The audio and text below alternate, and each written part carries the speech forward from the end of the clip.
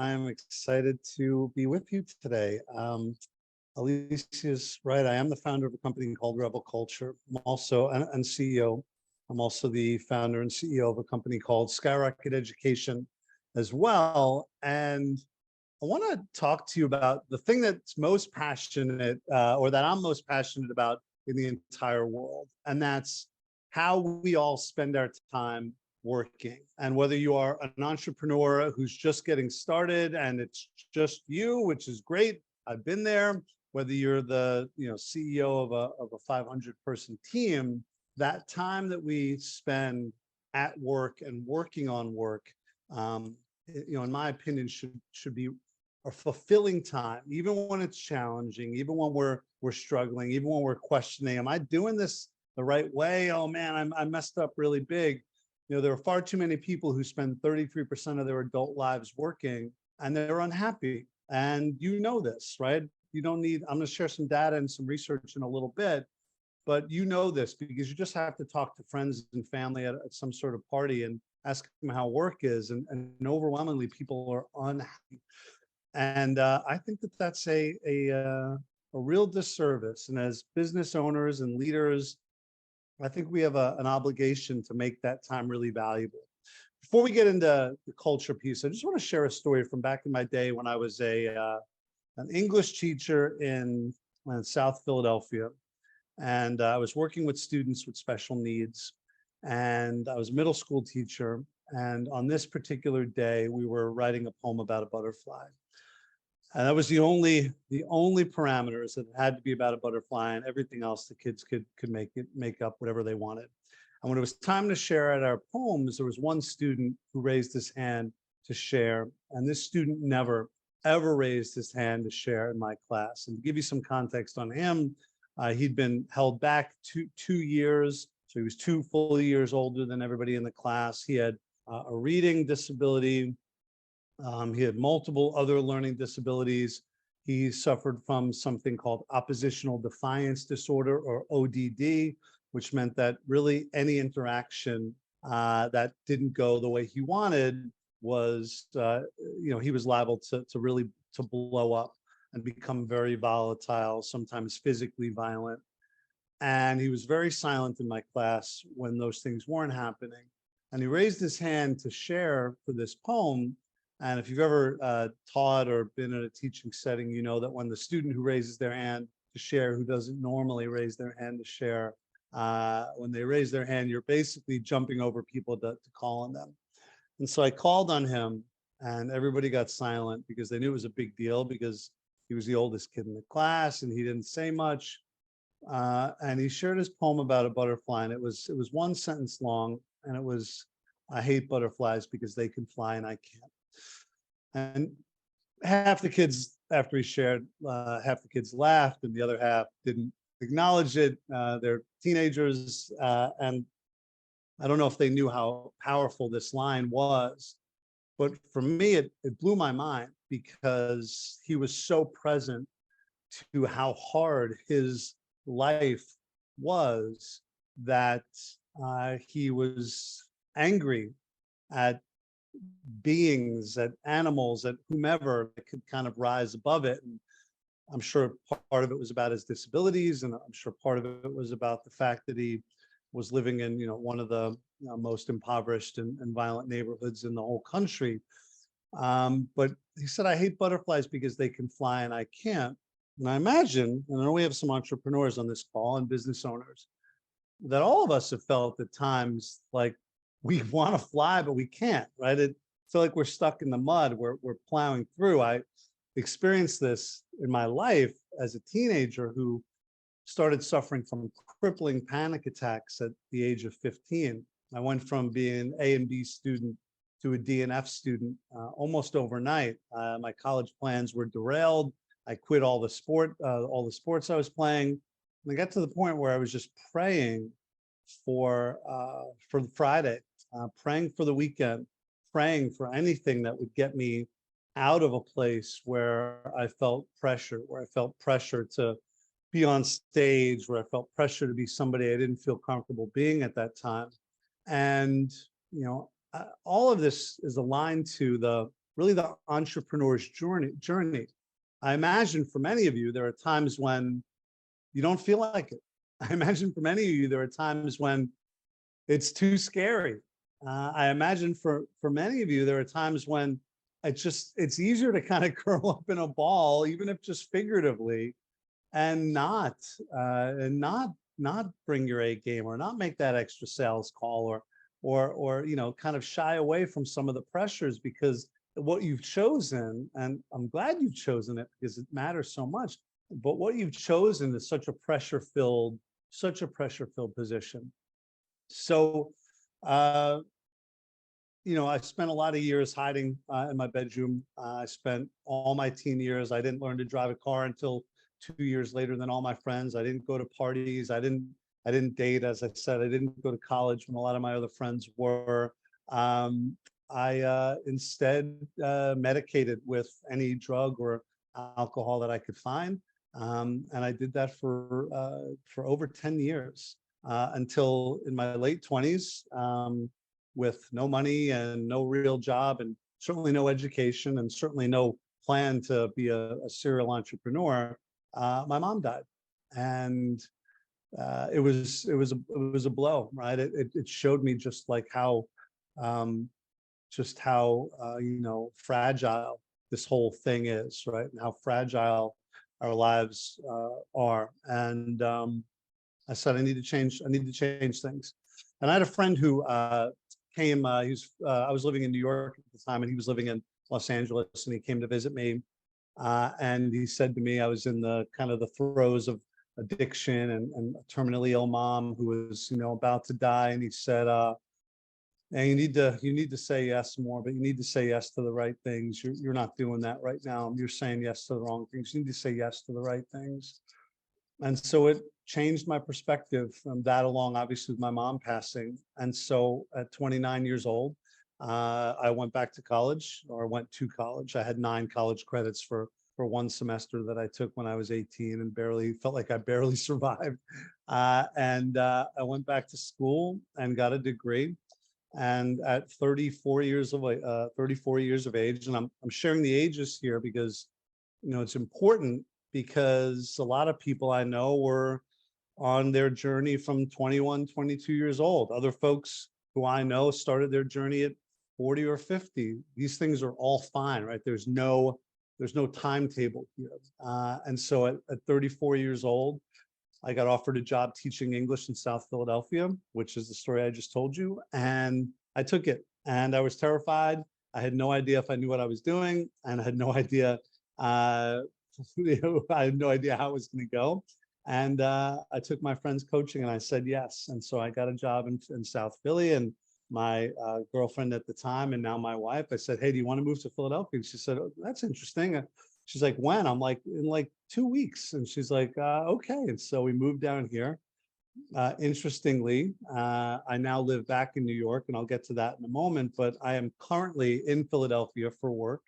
And I am in the same apartment building where my wife and I lived as boyfriend and girlfriend when we first moved to Philly.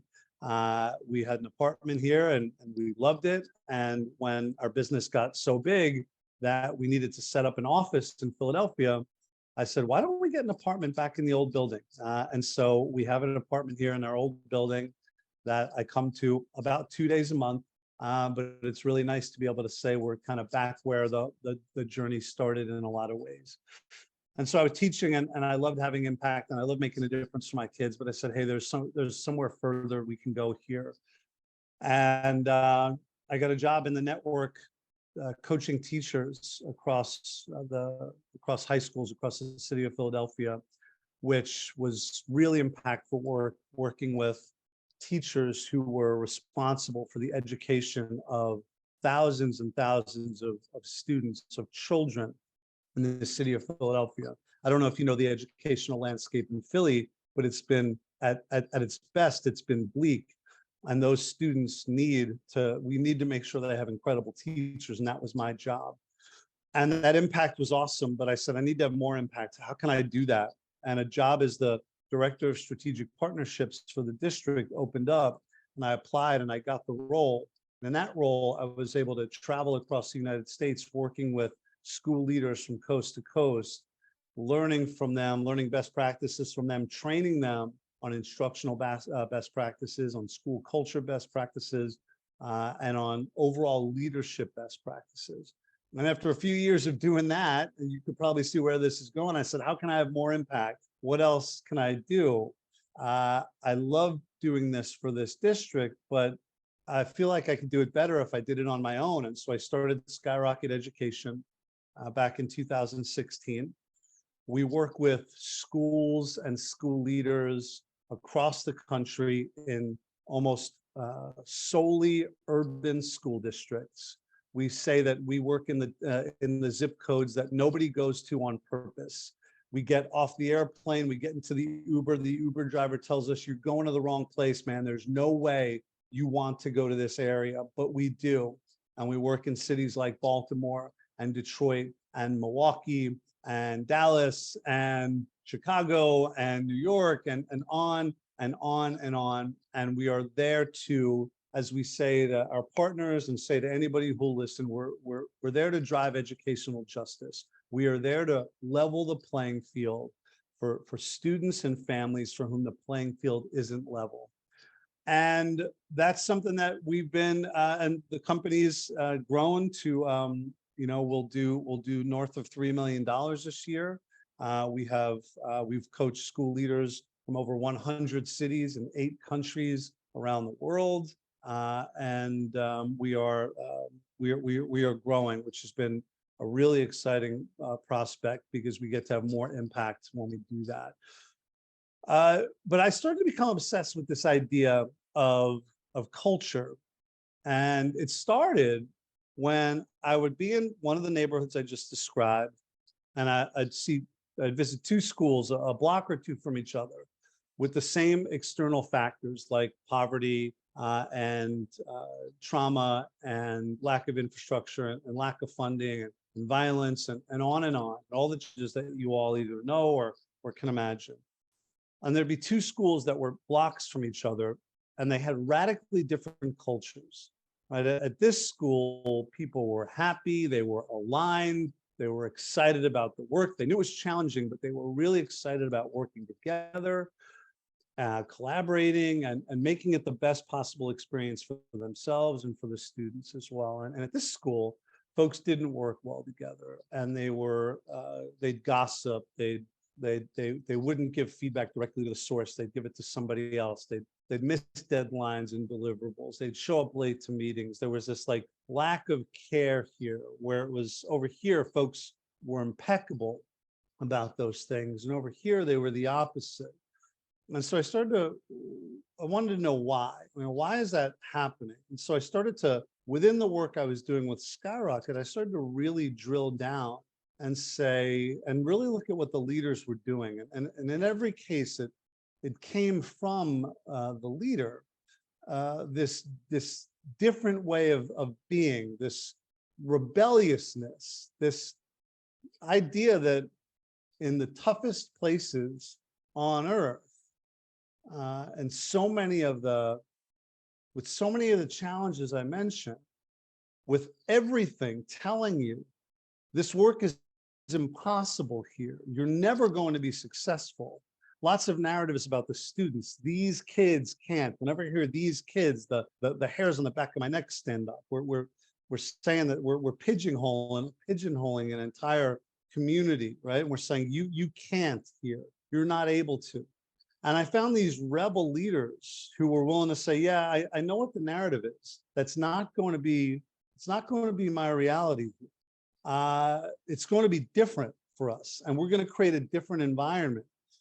And so I started to look across sectors, across industries. I worked with folks in the fashion industry. I worked with folks in tech, aviation, pharmaceuticals, hospitality, and on and on. And I saw these very same trends where there were teams who were really aligned. These folks were the minority, by the way, really aligned, really happy. It didn't mean the work was easy. In fact, it was usually more challenging. But they were good collaborators. They provided really succinct feedback to each other. They were open to feedback, And then there were these other teams where folks were not aligned behind any sort of vision or values. They were unclear on the impact that they were trying to have. They were very focused on self and not on the team. And I noticed that these rebels, right? You'll see the definition of rebel up here, but these rebels existed all across the space who were saying that, like, you know, the different challenges that were coming up, the current data, the current reality in the workplace was not going to be theirs. And I want you to take a look on the slide at some of the data that I pulled from recent studies and surveys and polls from Forbes, ASUP, and Gallup. And just take a moment to read through these for a second.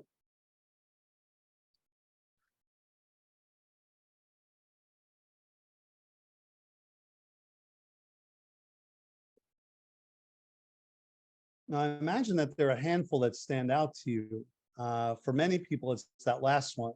74% of leaders think they're inspiring. Only 27% of their teams agree. I'll show that data point to a room of 100 people, 100 leaders, and break them up and say, okay, everybody from here to here thinks they're inspiring. Only the people from here to here actually are. And it gets a big laugh, but there's a learning that comes from this for leaders. And you know, if folks have, and I see some action in the chat, if there's anything that stands out specifically to you on here, please put it in the chat. But a couple that I just want to lift up. I mean, 91% of the workforce wants more accountability for their bosses. This is a really important point. This is like hey, the meeting starts at 11. I'm here at 11, right? You're here at 11. 5 other people roll in at like 11:05, 11:10, 11:15.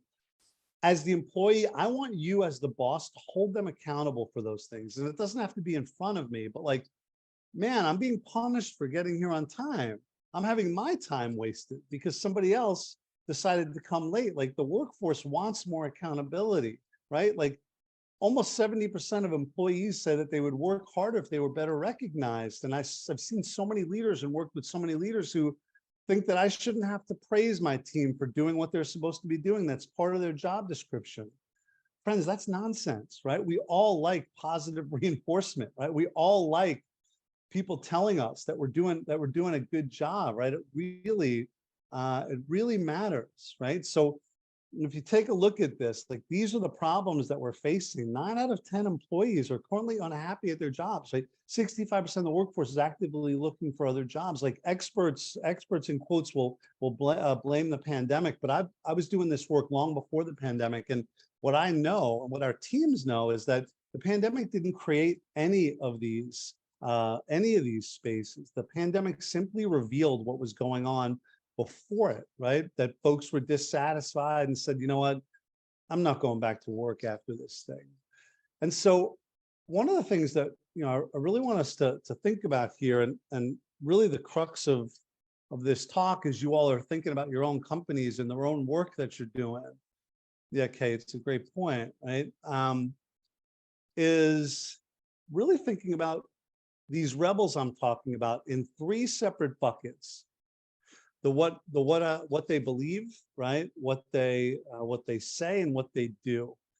Well, this is not a comprehensive list. These are some of the things that these folks do, but it's not everything. And if you're you know, looking at what I'm about to put on these slides, and please don't beat yourself up if you're like, hey, I don't do all those things. And if you're a solo entrepreneur and it's only you at this point, that's amazing. Start to think about these things if you decide to scale. But if you don't want to ever bring anybody else on your team, that's okay as well. But really think about, like, these conversations, even just internally, right? And so what so many of the rebels believe is, like, I work the hardest, and that's okay. And a lot of leaders look around at their teams and say, oh man, people don't work as hard as me here. I remember when my first company, Skyrocket, started to grow, it drove me nuts at first that people on my team wanted to fly into City X or City Y the night before. They wanted to fly in the night before. They wanted to get to the hotel. They wanted to rest. They wanted to hang their clothes up. They wanted to get a good night's sleep and go to the school in the morning. But for me, that's like, okay, but that's an extra night in a hotel. Like, I don't want the company to have to pay for that. Why aren't they just like me? Why don't they get on the 5 a.m. flight, fly to that city, get in an Uber, get to the school, work all day, and then go to bed at night? Man, I wish they would do that. That was hard for me to rationalize initially. And then I said, no, my, like, they deserve that, right? They should rest. They should relax. I can do the other thing. I can get on the 5 a.m. flight. They don't have to, right? Like, rebels don't take things personally. They get criticized. They have misses. You all are likely in the process of at some point, if you're not there yet, you will be, of pitching people. You're going to get a lot of no's. You're going to get more no's than you get yeses. Rebels don't take those personally. They say it's not the right fit. It's not the right time. What's the learning here, right? But they don't take it personally. They don't beat themselves up. They don't spend time on like what could have happened. They just use it as a learning opportunity. The rebels were open to tough feedback. They would actually invite it. Tell me something I'm not good at. Tell me 2 things you hate about this idea. Kim Scott writes about this in her book, Radical Candor, around like mining for conflict and saying like, what is the thing? Like, these rebels would share ideas with their teams and actually invite them to tell them, invite the team to tell them things they don't like. Tell me, I know everyone says they like it. Everybody right now, jot down 2 things you hate about it. And they would just get into the practice of getting really resilient when it comes to tough feedback. These rebels would operate in this with this everything is on me mindset. You know, we tell our partners all the time that everything that happens on your team is your responsibility. You either created it or you're allowing it to exist. Both of those things come back to you. Yeah, great. Kate, sorry, was that Cadence or Candace? Yeah, Cadence, awesome point, right? Folks want to hear that they're doing well. Getting back to my point, I'm currently coaching a CEO in the Philippines, in Manila, and he was telling me that they don't have the right people on their team, right? This is in direct contrast to this idea of everything being on the leader. I said, well, who hired them? Oh, like I did, right? Or somebody on my team did, right? Like, great, who created the materials that you were going to use in the interview process, right? If you don't have the right people, there had to be a miss somewhere along the way. Who said yes to these folks, right? Like every single aspect of this is on you in some way. Even if the hiring happened 4 steps away from you, that person has a manager. That person has a manager. You're that person's manager. Why is this happening that you would be bringing the wrong people on? Not in a blame way, but in like it's pointless to be blaming this on other people when I'm the boss here. And then the final piece is that these folks acted as the change agent, right? They knew that they were the change agent. They believed they were the change agent, and they acted on it. They spent almost no time talking about their external circumstances. They just said, like, what's within the locus of my control here? And whenever there's anything that is, I've got to make it better, right? This is up to me, right? And even so, it would even go so far as to like, you know, if they had a department on their team, or if there were 1 or 2 employees that were acting a certain way, acting in ways that are contradictory to what the organization believes, acting in ways that were counterproductive, the leader didn't spend any time saying like, oh man, I wish they'd be different. They just worked to change their behavior because of what they believe they needed to do. The next thing I want to talk about is what the rebels say, right? And they're constantly messaging what matters on their teams. Too many leaders, and I know we have entrepreneurs on this call, but too many leaders say, hey, I have a great idea. I have a great idea to make a difference in the world. And that's amazing. But then they start to build out a team and they haven't determined what matters. They haven't said undeniably, like, this is something we were going to be absolutely maniacal about. I just got off a call right before this with a leader who hadn't made clear for his team that what matters most is that they are making their partners' lives easier, right? It's what was in his heart, right? But he never said it. He never said it to people. So he'd find that their partners were getting very frustrated with the people on his team. The people on his team were missing meetings. They were, in some cases, saying to their partners, hey, send me an invite when you can meet, versus what should happen according to this leader. And I agree. Hey, I'm going to send you an invite. I want to take it off your plate. I'm going to send you an invite with a link, et cetera, right? Like, he had his belief of what matters. He just never said it. For some companies, it's money. Hey, we're trying to be the most successful company out there. We want to make the most amount of money. If that's what your motivation is, great. Message that constantly. For others, it's impact, right? And I'll get to impact in a moment, but it's like we are looking to impact 1,000, 5,000, 1 million. At Rebel Culture, one of our, and you could see it on my LinkedIn page, it says transforming the experience for 1 million employees by 2025.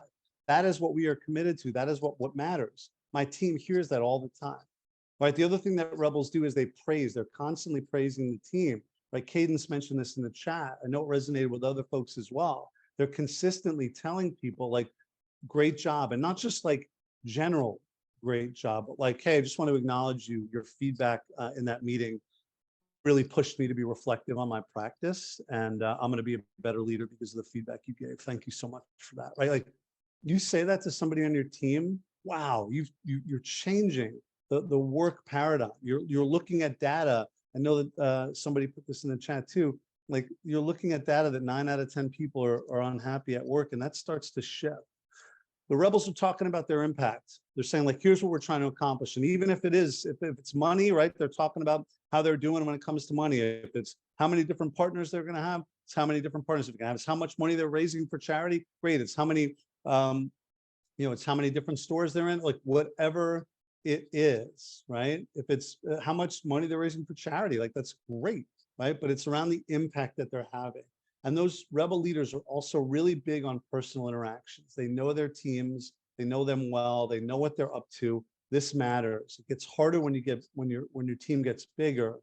But when folks are at the smaller size, it really matters to know what your team is up to, and to just something like starting a meeting, even a meeting where there's tough feedback to be delivered, and saying, hey, how was your daughter's soccer tournament this weekend? How'd she do? Yeah, they won. Oh, they won 2 games, they lost 2. Okay, 50%. That's good. That's good. How'd she play? Did she have a good time? Awesome. All right, very cool, very cool. All right, give her a fist bump for me. Awesome. Hey, let's get into some feedback, right? That kind of stuff makes a radical difference for people. And then the last thing is what those Rebels do, and they walk alongside their teams, right? They never ask their team to do anything that they wouldn't be willing to do themselves. A non-example of this: recently, we were partnered with a group who had a really tough message to deliver to a decent sized staff of about 100. And they asked the brand new 3 weeks into the job, middle manager to deliver the message. It's a total passing of the buck here, right? To put that person in that position. And by the way, the leaders weren't even at the meeting, right? We found this out after the fact. They weren't even there. They just said, hey, you deliver this message, because they knew it would land poorly. Now that the team sees that they're not there, right? The team sees that the people in charge are not there to deliver this message. They also see that they put the new guy totally out, they hung him totally out to dry. The new guy sees this, right? Like, and that's a pretty extreme example, but whether it's sales or it's being on the factory floor, leaders have to be willing to walk alongside their teams, even if they're at that level. Another quick story on that'll really resonate. I work with a leader who doesn't take his CEO spot next to the building. Instead, he parks as far away from the building as possible. Gets there first, so only car in the lot. He parks as far away as possible. Gives the CEO spot to an employee of the month, and they have a protocol for how they determine that. But then walks through the entire parking lot, picking up any trash that he sees on the way in, because his belief is his team deserves to show up to an environment that is spotless. And then walks through the office, and if there's any trash on the ground, he picks it up. This has now created this environment where the staff does that as well, where they say, hey, we deserve to work in a clean place, right? The leader's modeling that for folks. The leader holds everybody accountable and says like, hey, The most caring thing you could do for somebody is to let them know that that is to let them know how much the stuff we're doing here matters. And so if we miss something, it's always going to be done with compassion. It's always going to be done with care. But if we miss something, I want to know why, and I'm going to follow up with you about that. I just had somebody who was supposed to send me something by 9 a.m. this morning. It wasn't in my inbox. I sent them an email at 9:05. Hey, where's this thing? How can I support you on getting it to me? The person now knows, great, got it. This matters. I can't just send it whenever. They're providing actionable feedback and helping the team get better.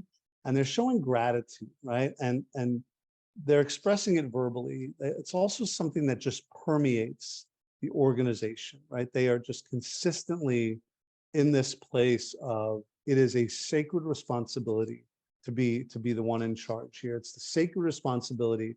It's a sacred responsibility that there are people who followed me on this road, and I need to be consistently showing gratitude to the team. A lot of leaders, folks who aren't in this rebel bucket, but a lot of leaders, they almost have disdain for their teams. They almost think like, I'm surrounded by a bunch of morons. I'm the smartest person in the room. Why don't I have better people here? The rebels aren't doing that.